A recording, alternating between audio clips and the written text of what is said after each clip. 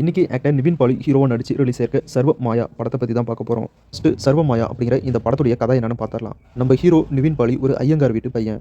Hero அவருடைய அம்மா இறந்ததுக்கு அப்புறம் சோகத்துல தான் வாழ்ந்துட்டு இருக்காரு. தான் ஒரு மிகப்பெரிய கிட்டாரிஸ்ட் ஆகணும் அப்படின்றது தான் ஹீரோவுடைய ஆசை. அதுக்காக தன்னோட அப்பா கிட்ட சண்டை போட்டுட்டு ஊரை விட்டு வந்து சினிமாவுல வாய்ப்பு தேடி அலைஞ்சிட்டு இருக்காரு. நம்ம ஹீரோவுக்கு நினைச்ச மாதிரி சினிமாவுல சரியா வாய்ப்பு கிடைக்கல. அதனால லோக்கல் மியூசிக் ட்ரூப்ல ஒரு கிட்டாரிஸ்டா ஒர்க் பண்ணிட்டு இருக்காரு. ஒரு கட்டத்துல மறுபடியும் நம்ம ஹீரோ அவருடைய சொந்த ஊருக்கே போகக்கூடிய சூழ்நிலை ஏற்படுது. அது மட்டும் இல்லாம பண தேவை இருக்கிறதுனால அவங்க ஊர்ல நடக்கிற சின்ன சின்ன வீடு திறப்பு விழா, கடை திறப்பு விழாவுக்கு பூஜை பண்றதுக்காக நம்ம ஹீரோ போறாரு. அப்படி ஒரு டைம் ஒரு வீட்டுக்கு பேய் ஓட்டுறதுக்காக போற நம்ம ஹீரோ இறந்து போன ஹீரோயினுடைய ஆவியை சந்திக்கிறாரு. அதுக்கப்புறம் நடந்த சுவாரஸ்யமான சம்பவங்கள் என்ன? இறந்து போன ஹீரோயின் ஹீரோவோட வாழ்க்கைக்குள்ள வந்ததுக்கப்புறம் ஹீரோடைய வாழ்க்கை எப்படிலாம் மாறிச்சு?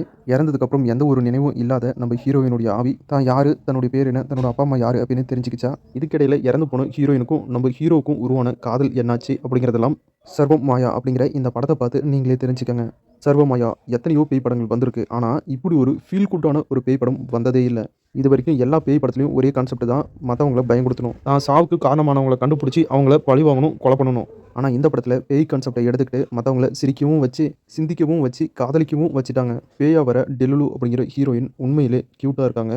படத்தில் அவங்களுடைய க்யூட்னஸை பார்க்க பார்க்க நமக்கே காதல் வரும். ஆக்டர் நிவின் பாலி ரொம்ப நாளுக்கு அப்புறம் ஒரு சூப்பரான ஃபீல் குட் மூவியை கொடுத்துருக்காரு. டோட்டலாக சர்வமாயா படம் எப்படி இருக்குது அப்படின்னா ஒரு சூப்பரான படம் அப்படின்னே சொல்லலாம். சர்வமாயா அப்படிங்கிற இந்த படம் உண்மையிலே ரொம்ப சூப்பராக இருக்குது. ஒரு சூப்பரான ஃபீல் குட் படம் பார்க்கணும் அப்படின்னு நினச்சிங்கன்னா கண்டிப்பாக இந்த படத்தை பாருங்கள். கண்டிப்பாக இந்த படத்தை ஃபேமிலியோடய பார்க்கலாம். எந்த ஒரு 18+ காட்சிகளும் இல்லை. கண்டிப்பாக எல்லாருமே இந்த படத்தை ட்ரை பண்ணி பாருங்கள். படம் உண்மையிலே சூப்பராக இருக்குது.